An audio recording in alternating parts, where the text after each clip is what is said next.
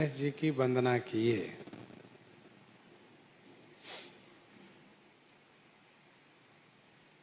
विनय पत्रिका का वह प्रथम पद, गाइए गणपति जगवंदन, शंकर सुवन भवानी नंदन, सिद्धि सदन गजबदन विनायक, कृपा सिंधु सुंदर सब लायक।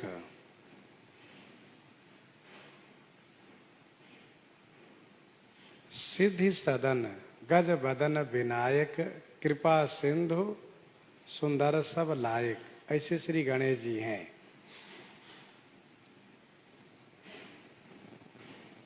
गोस्वामी जी महाराज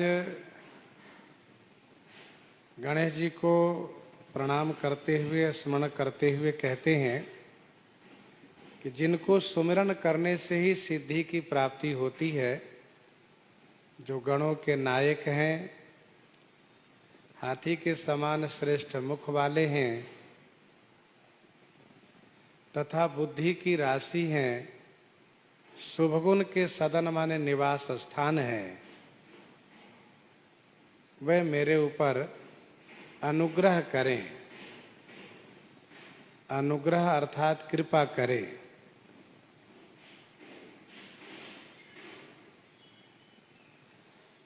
मूक होई बाचाल,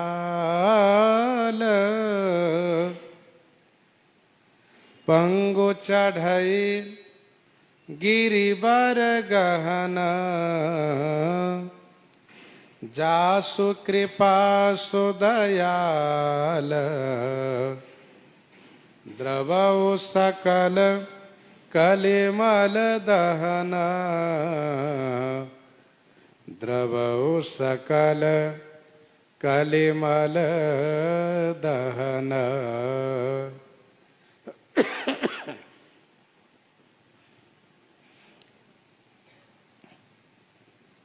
मूक होई बाचाल, पंगु चढ़ई गिरिबर गहन, जासु कृपा सुदयाल, द्रवौ सकल कलिमल दहन। जासु कृपा माने जिनकी कृपा से मूक बाचाल हो जाता है, पंगु गहन गिरिवर चढ़ई, गहन माने जंगल युक्त श्रेष्ठ पर्वतों पर चढ़ता है।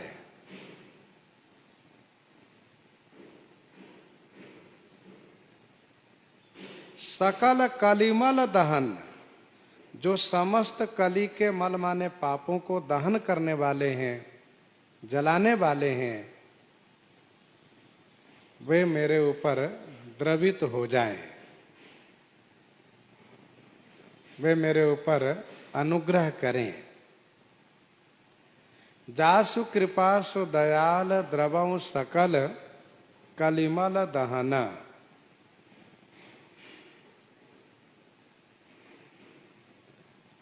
मूक होई बाचाल, पंगु चढ़ई गिरिवर गहन।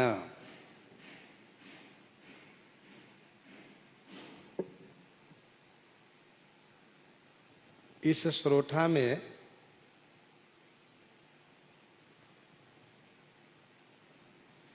कुछ टीकाकारों ने यह कहा कि भगवान विष्णु की वंदना है।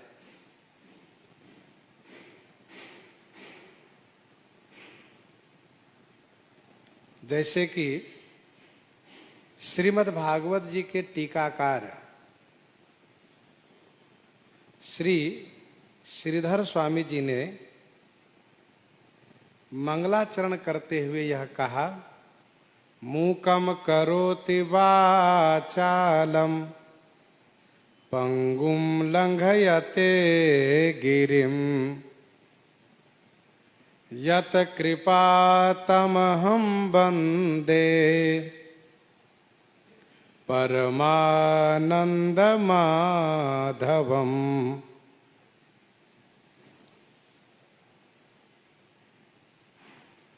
भगवान विष्णु के लिए यह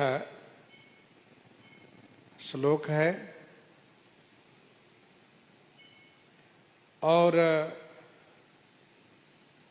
उस श्लोक का अनुवाद स्वरूप यह श्रोठा भी है। मूक होई बाचाल, मूकम करोति बाचालम।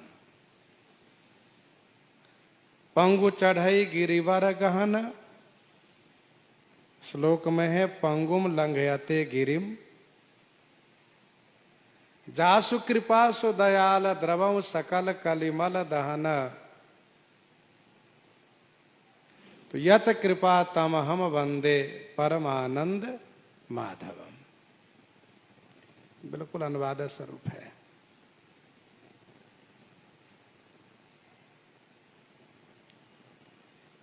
परंतु अयोध्या जी के संत महापुरुष ऐसा मानते आए हैं कि इस श्रोठा में भगवान सूर्य की वंदना है। जिस प्रकार से विनय पत्रिका में प्रथम पद में श्री गणेश जी, दूसरे पद में श्री सूर्य भगवान की वंदना है। दीन दयालु दिवाकर देवा, कर मुनि मनुज सुरासुर सेवा।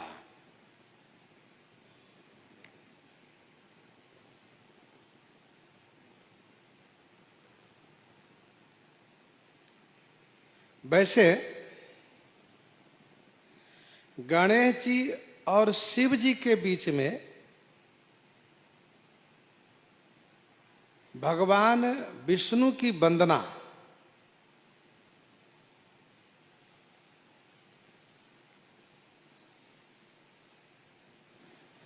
गणेश जी और शिव जी के मध्य में भगवान विष्णु की वंदना नहीं की जाती है।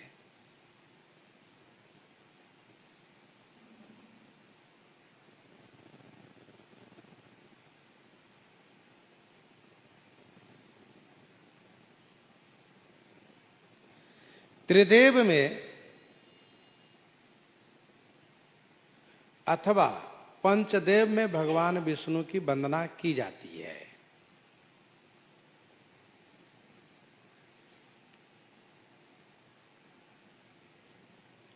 तो यहां पर यदि चार श्रोठे में पंचदेव की वंदना हम मानते हैं, तब भगवान विष्णु की वंदना ये तीसरे श्रोठा में अवश्य है। तो दूसरे श्रोठा में भगवान सूर्य की वंदना माननी चाहिए।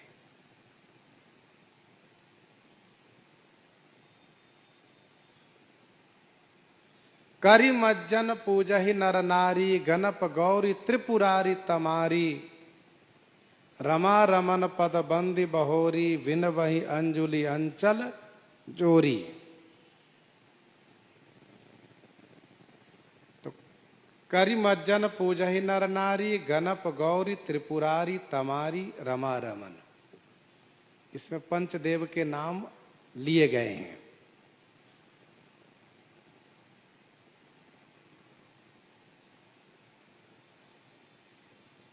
रमा रमन पद बंदी बहोरी, बिन वही अंजुलि अंचल जोरी।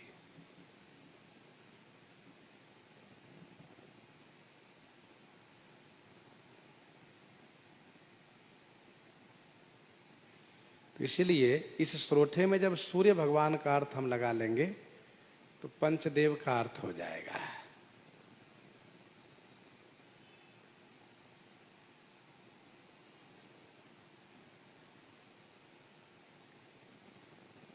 बालक जब जन्म लेता है तो गूंगा भी होता है और पंगु भी होता है।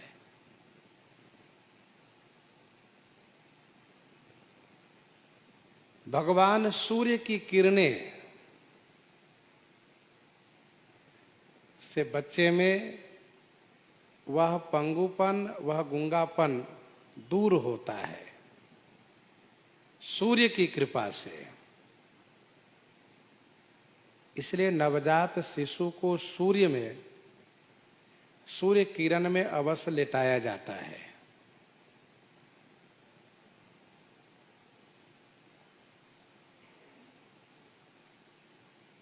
महाभारत वन पर्व में लिखा है, सर्व रोगैर विरहितः, सर्व रोगैर विरहितः सर्व पाप विवर्जिता, त्वदभाव भक्तः सुखिनो भवन्ति चिरजीवितः। ये भगवान सूर्य के लिए कहा है श्लोक में। तो भगवान सूर्य की कृपा से मूक वाचाल हो जाता है। मूक होना यह पाप का फल है, वाचाल होना यह पुण्य का फल है। पंगु होना पाप का फल है और गिरिवर गहन चढ़ना यह पुण्य का फल है। तो भगवान सूर्य की कृपा से गूंगा बक्ता हो जाता है और पंगु श्रेष्ठ पर्वत पर चढ़ जाता है। गहन माने जो भारी जंगलों से युक्त जो पर्वत है, उस पर्वत पर,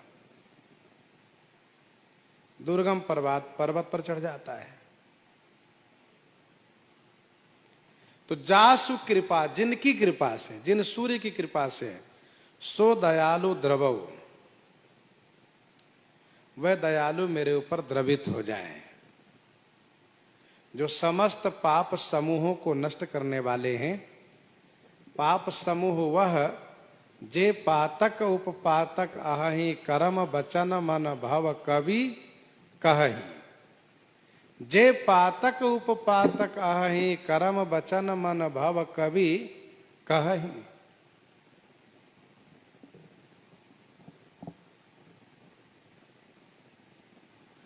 तो भगवान सूर्य की वंदना इस श्रोठा में है। और अगले तीसरे श्रोठा में, नील सरोरुह श्याम तरुण अरुण बारिज नयन करौ सो मम उरधाम सदा क्षीर सागर शयन सदा क्षीर सागर शयन नील सरोरुह श्याम तरुण अरुण बारिज नयन। नील सरोरुह श्याम, नील सरोरुह माने नील कमल के समान जिनका श्याम शरीर है। तरुण माने नया खिला हुआ। अरुण माने लाल रंग के, बारिज माने कमल के समान जिनका नेत्र है। जो सदा क्षीर सागर में शयन करते हैं, वे भगवान नारायण मम ऊर्धाम करौ। सो माने वही भगवान नारायण मेरे हृदय में धाम माने निवास बनावे। नील सरोरुह श्याम तरुण अरुण बारिज नयन।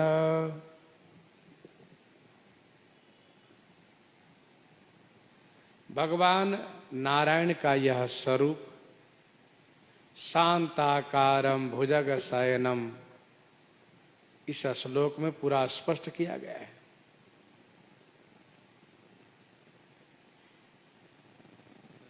तो नील सरोरुह श्याम तरुण अरुण बारिज नयन करौ सो मम उरधाम सदा क्षीर सागर शयन।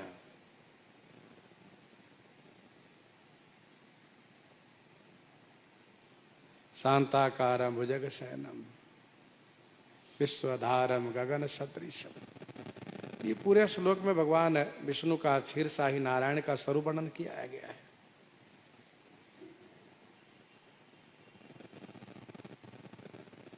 शांत रूप में रहते हैं, शेष पर शयन करते हैं, विश्व के धारणकर्ता भी हैं, आकाश के सदृश हैं, मेघ के रंग पर हैं, सुंदर अंग वाले हैं, सुंदर कांति वाले हैं, श्री लक्ष्मीपति हैं,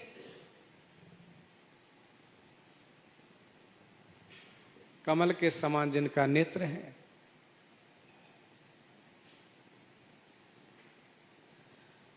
तो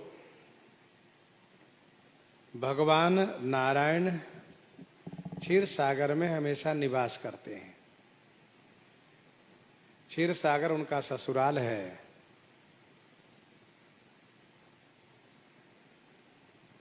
समुद्र मंथन से श्री लक्ष्मी जी का प्राकट्य हुआ। श्री लक्ष्मी जी ने भगवान विष्णु के गले में जयमाल पहनाया। भगवान लक्ष्मी जी के प्रेम बस सागर में ही निवास कर गए।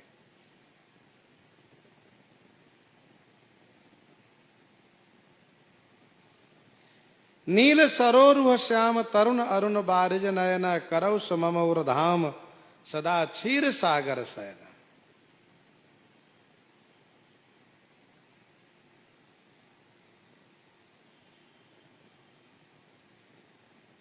प्रश्न उठता है कि गोस्वामी तुलसीदास जी महाराज श्री सीताराम जी के उपासक हैं, तो भगवान नारायण को अपने हृदय में क्यों निवास करवा रहे हैं? अपने हृदय में निवास क्यों करा रहे हैं? इसका समाधान यह है कि हृदय अंधकारमय है। उस अंधकार को दूर करने के लिए वेद से क्षीर सागर में निवास करने वाले क्षीर साही श्री लक्ष्मी नारायण भगवान श्री राम अवतार लेते हैं। शेष जी लक्ष्मण जी बनते हैं, लक्ष्मी जी श्री सीता जी बनती हैं, भगवान नारायण श्री राम जी होते हैं। मानस जी के बाल कांड में ही यह बात स्पष्ट की गई है कि जिस कल्प में जय विजय रावण कुंभकर्ण होता है अथवा जालंधर जब रावण बनता है, तो वैकुंठाधीश भगवान विष्णु श्री राम रूप में अवतार लेते हैं। और जब शिवगण रावण कुंभकर्ण होता है, देवर्षि नारद जी के श्राप वाला जो कल्प है, उसमें जब भगवान श्री राम जी का अवतार होता है, तो क्षीर साही श्री नारायण श्री राम रूप में आते हैं। तो श्रीमन नारायण भगवान भी श्री राम रूप में आते हैं। जब वे निवास करेंगे तो श्री राम चरित दिखाई देगा, श्री राम चरित आलोकित होगा। तो श्री राम चरित देखने के लिए उनको हृदय में बसा रहे हैं। अथवा तो यूं समझना चाहिए कि भगवान श्री राम जी का ही वह स्वरूप है, चाहे श्री वैकुंठाधीश कहिए, चाहे क्षीर शाही श्रीमन नारायण कहिए, उन्हीं का रूप है। स्वरूप में केवल अंतर है, बाकी तत्वतः एक ही है, श्री राम जी का ही रूप है।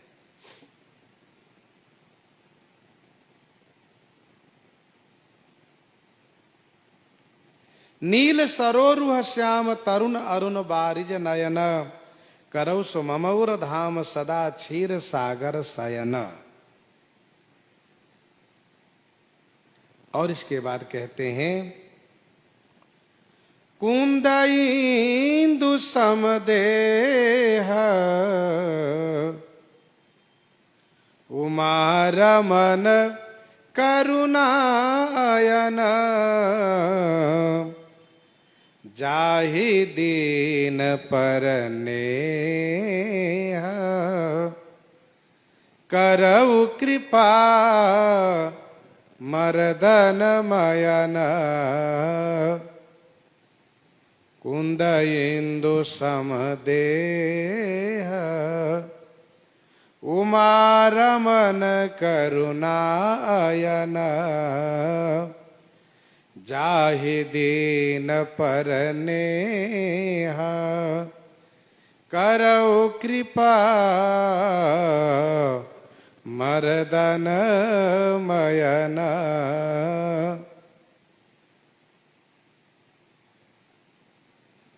कुंद इंदु समदेह उमा रमन करुणा आयन।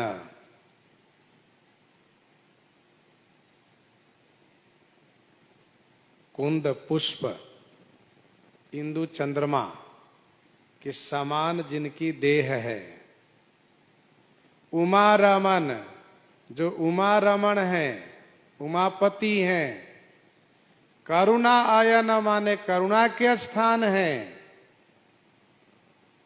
और जाहि दीन पर नेह जिनको दीन जनों पर स्नेह है, और मयन मर्दन, मयन माने कामदेव को, मर्दन माने नाश करने वाले हैं, वही भगवान शिव, भगवान भोलेनाथ करऊं कृपा माने कृपा करें।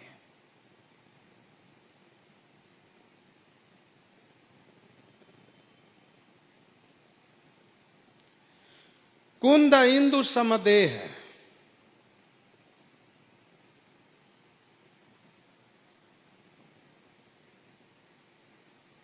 कुंद पुष्प होता है जो सफेद रंग के होता है, सुगंधित होता है,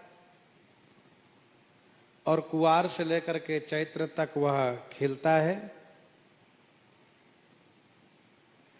जूही के पुष्प से वह पुष्प थोड़ा बड़ा होता है।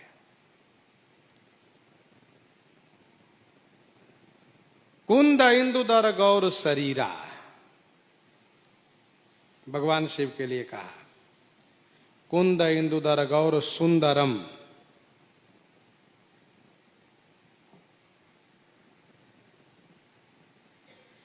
कुंद पुष्प के समान भगवान शिव का कोमल सुगंधित शरीर है। चंद्रमा के समान अमृत स्रवा प्रकाश युक्त शरीर है। नख दुति भगत हृदय तम हारी,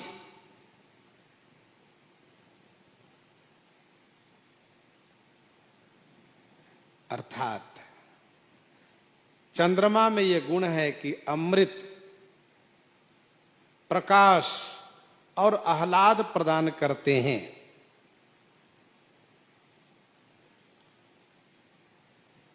भगवान शिव का शरीर कुंद इंदु के समान गौर वर्ण के हैं, गौरांग है।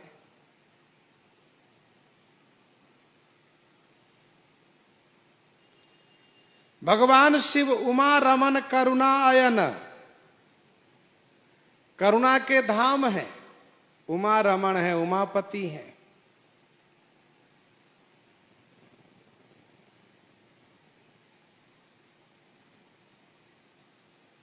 अर्थात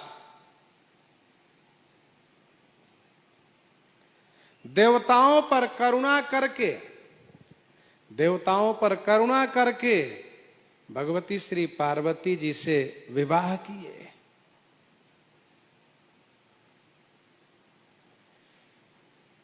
देवताओं पर तथा मनुष्य मात्र पर करुणा करके, प्राणी मात्र पर करुणा करके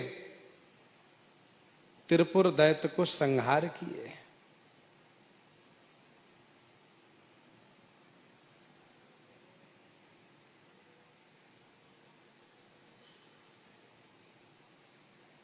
जब कामदेव को संहार किया और रति, कामदेव की पत्नी रोती, कामदेव की पत्नी रति जब रोती बिलखती हुई आई, रोती बिलखती हुई आई, तो भगवान शिव उन पर भी करुणा किए कृष्ण तनय होई है पति तोरा, वचन अन्यथा होई न मोरा।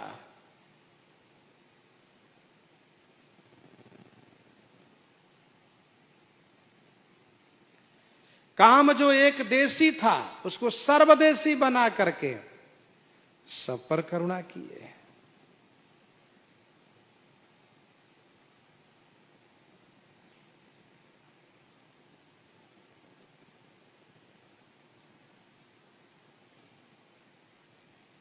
भगवती श्री पार्वती जी पर करुणा करके उनको श्री राम कथा सुना करके उनको संशय मोह से मुक्त कर दिए।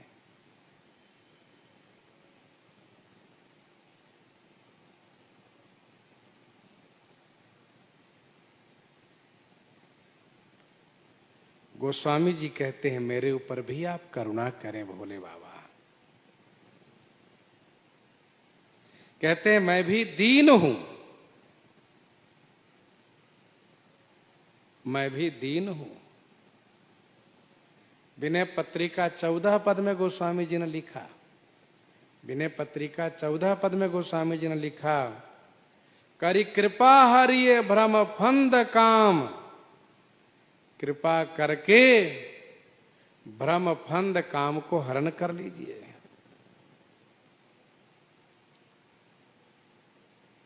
तो जाहि दीन पर नेह, जिनको दीन जनों पर अत्यधिक स्नेह है, ऐसे भोलेनाथ।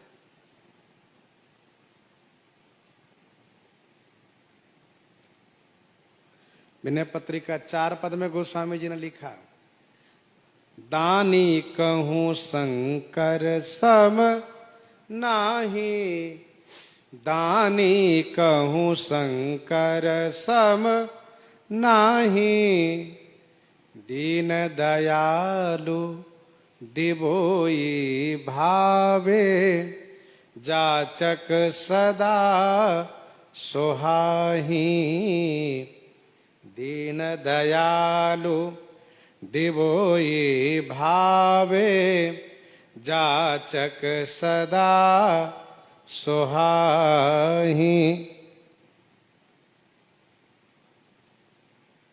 दानी कहूं शंकर समनाए,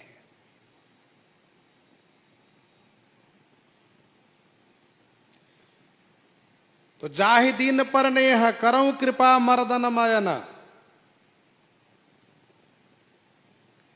प्रश्न ये उठता है कि जब मर्दन मयन है तो उमा रमण कैसे हैं? तो इसका समाधान भगवती श्री पार्वती जी के वाक्य से ही कर लेना चाहिए। जब सप्तऋषियों ने कहा कि अब विवाह करके क्या करोगी, क्योंकि भगवान शिव तो कामदेव को जला दिए,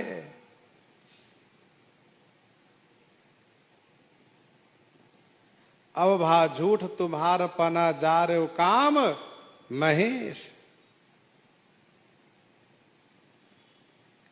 कहा हमारा न सुने हो तबा नारद करो उपदेश।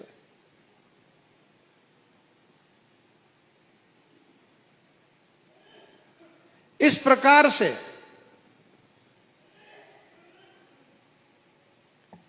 जब सप्तऋषियों ने कहा तो भगवती श्री पार्वती जी ने कहा, तुम्हारे जान सदा हमरे जान सदा, शिव जोगी अज अनवद्य अकाम अभोगी।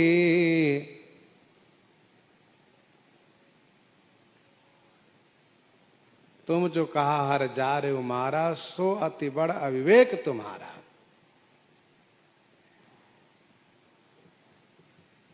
हमरे जान सदा शिव जोगी, अज अनवद्य काम अभोगी। क्योंकि तात अनल कर सहज स्वभाव, हेम ते ही निकट जा ही नहीं काऊ। गए समीप सो अवश्य नसाई, असी मनमथ महेश की नाई। तात भगवती श्री पार्वती जी ने स्पष्ट किया कि भगवान शिव तो जोगी है, अभोगी है हमेशा।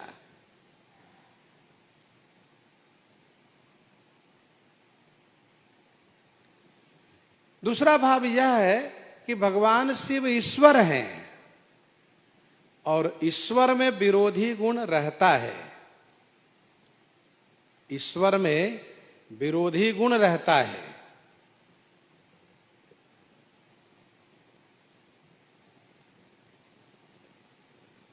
और एक साथ रहता है। इस 4 सरोठे में पंचदेव की वंदना है। कहिए कैसे? प्रथम सरोठा में गणेश जी हैं, दूसरे में सूर्य हैं, तीसरे में भगवान विष्णु है, चौथे में शिव पार्वती है। और मानस जी की चौपाई यह स्पष्ट कहती हैं कि गणप, गौरी, त्रिपुरारी, तमारी, रमा, रमन, यही तो 5 है। गणप, गौरी, त्रिपुरारी, तमारी, रमा, रमन, पदबंदी, बहोरी, बिन वही अंजुली, अंचल जोरी।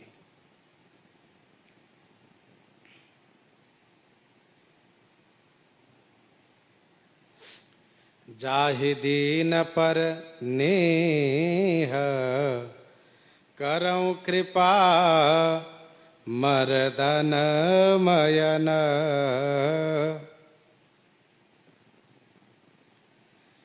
आगे गुरु जी की वंदना करते हैं। बंदो गुरु पद कंज कृपा सिंधु नर रूप हरि। महामोह तम पूंज जासु बचन रवि कर निकर।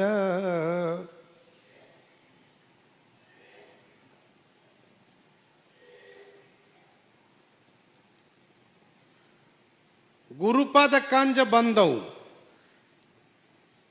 गुरुपद कंज बंदौ कृपा सिंधु नर रूप हरि। गुरु जी के चरण कमल में मैं वंदना करता हूं, जो कृपा के सागर हैं, नर रूप में हरि हैं। महामोहतम पुंज जासु बचन रवि कर निकर। महामोह तम पुंज जासु बचन रवि कर निकर। महामोह, ये तम पुंज माने अंधकार समूह है, जिसको समाप्त करने के लिए जासु बचन रवि कर निकर। रवि कर निकर माने सूर्य किरण समूह है। महामोह तम पुंज जासु बचन रवि कर निकर।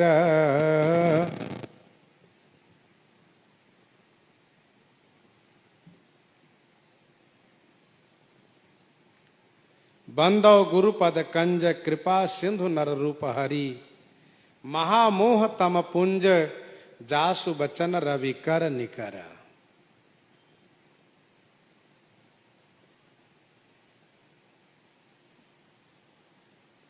मैं श्री गुरुदेव के चरण कमल की वंदना करता हूं, जो कृपा के सागर हैं, नर रूप में श्री हरि हैं। महामोह रूपी तम पुंज को नष्ट करने के लिए जिनका वचन सूर्य किरण के समूह है।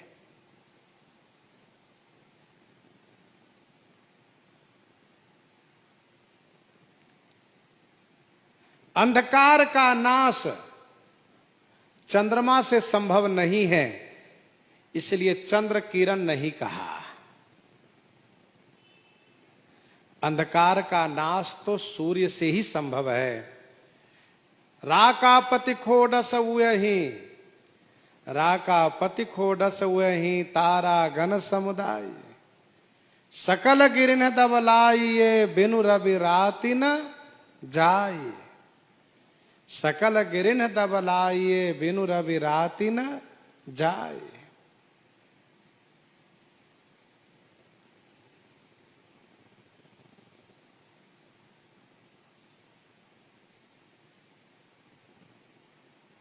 और सूर्य का किरण समूह है,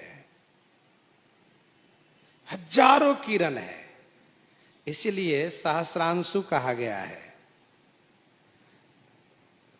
सूर्य किरण को सहस्रांशु कहा गया है, इसलिए कहा किरण समूह। जिस प्रकार से भगवान के विभिन्न अवतार होते हैं, जब जब होई धर्म कई हानि, बाढ़ई असुर अधम अभिमानी, करही अनीति जाई नहीं बरनी, सीधहि विप्रधेनु सुर धरनी। तब तब प्रभु धरि विविध शरीरा, हरहि कृपा निधि सज्जन पीरा।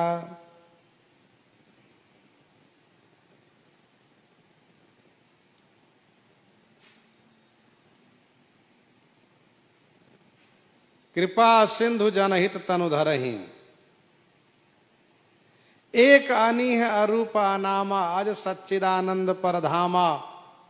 व्यापक विश्वरूप भगवाना, तेहि धरि देह चरित कृत नाना।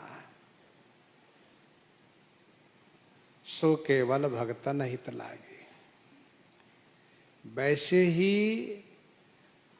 श्री हरि गुरु रूप में अवतार लेते हैं, शिष्य के कल्याण के लिए, शिष्य के उद्धार के लिए।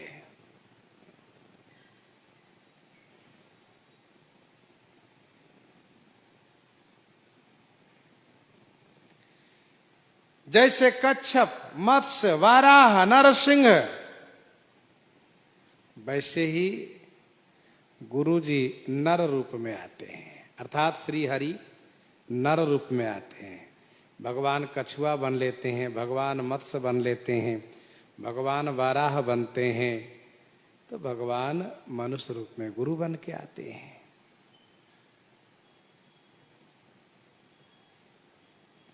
नर रूप में हरि हैं। यद्यपि गोस्वामी श्री तुलसीदास जी महाराज के गुरु जी का नाम श्री स्वामी नरहरियानंद जी हैं, नरहरि जी। गोस्वामी जी ने कहा नर रूप में हरि ही तो है,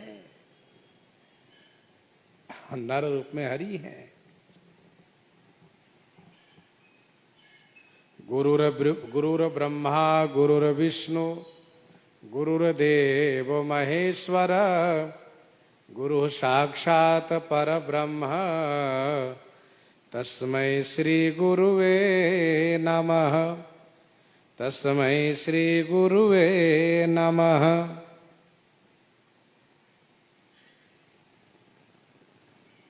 मोह कहा जाता है अज्ञानता को, मोह कहा जाता है अज्ञानता को। अपने स्वरूप को भुला देना यह मोह है।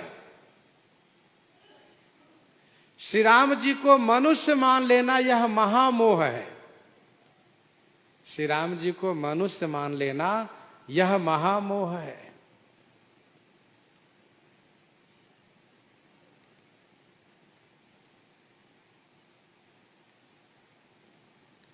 महामोह उपजाउर तोरे, मिटहि न बेगी कहे खग मोरे। गरुड़ जी श्री राम जी को मनुष्य मानने लगे।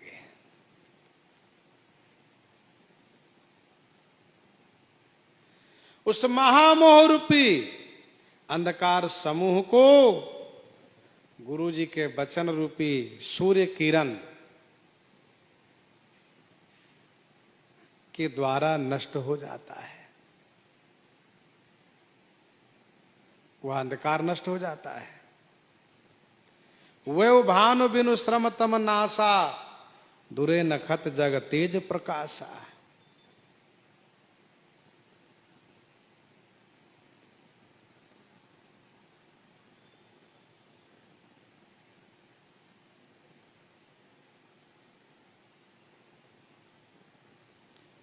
भगवान श्री राम जी का अवतार हुआ रावण को मारने के लिए।